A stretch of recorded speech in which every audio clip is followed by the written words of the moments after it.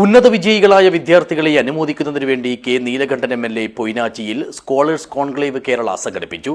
ഉന്നത വിദ്യാഭ്യാസ വകുപ്പ് മന്ത്രി റോജി എം. ജോൺ പരിപാടി ഉദ്ഘാടനം ചെയ്തു.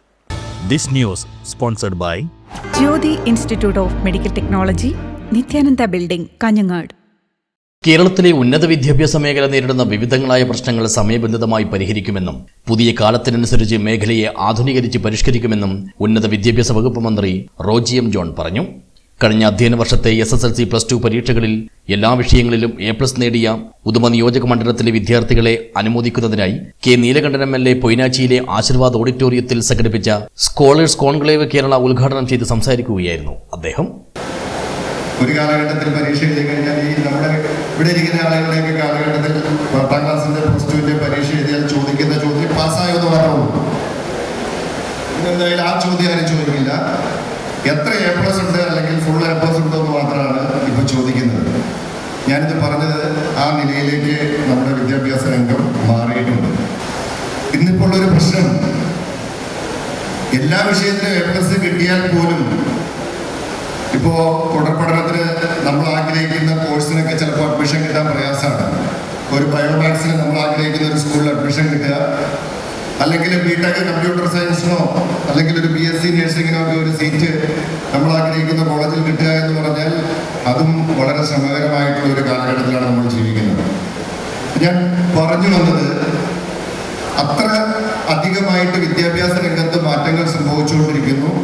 വളരെ കോമ്പറ്റീറ്റീവ് ആയിട്ടുള്ള വളരെയധികം മത്സരം നിറഞ്ഞ ഒരു കാലഘട്ടത്തിലൂടെയാണ് ഇന്ന് നമ്മുടെ വിദ്യാഭ്യാസ രംഗം മുന്നോട്ട് പോയിക്കൊണ്ടിരിക്കുന്നത്.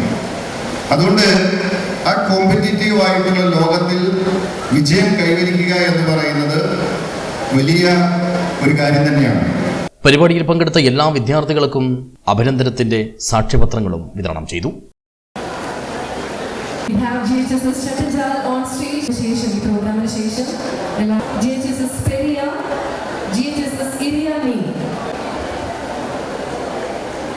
K Neelakandan MLA. പരിപാടിയിൽ അധ്യക്ഷത വഹിച്ചു. പ്രത്യേകിച്ചും കാസർഗോഡ് ജില്ല വിദ്യാഭ്യാസപരമായി വളരെ പിന്നോക്കം നിൽക്കുന്ന ജില്ലയാണ്.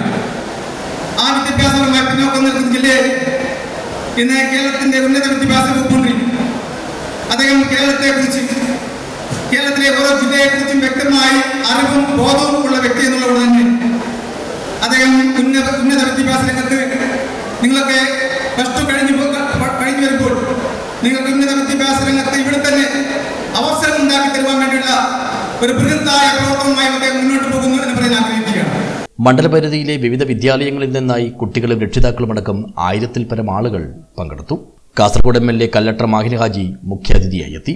ഗ്രാമപഞ്ചായത്ത് അസോസിയേഷൻ കാസർഗോഡ് ജില്ലാ president KB Muhammad Kunhi, Chemmanad panchayat president Ayisha Abubakar, ജില്ലാ പഞ്ചായത്ത് അംഗം സുകുമാരി ശ്രീധരൻ, ബ്ലോക്ക് പഞ്ചായത്ത് അംഗം അൻവർ കോളിയടക്കം, ചെമ്മനാട് പഞ്ചായത്ത് അംഗം Reeba Unnikrishnan, DCC president PK Faisal, KPCC general secretary Hakeem Kunnil, Kallattar Abdul Khader, VR Vidyasagar, Harish B Nambiar, T Narayanan, Sadasivan മണിയങ്ങാനം, Narayanan K മൈലൂല, KU Mathew, Rajendra Prasad എന്നിവർ സംസാരിച്ചു.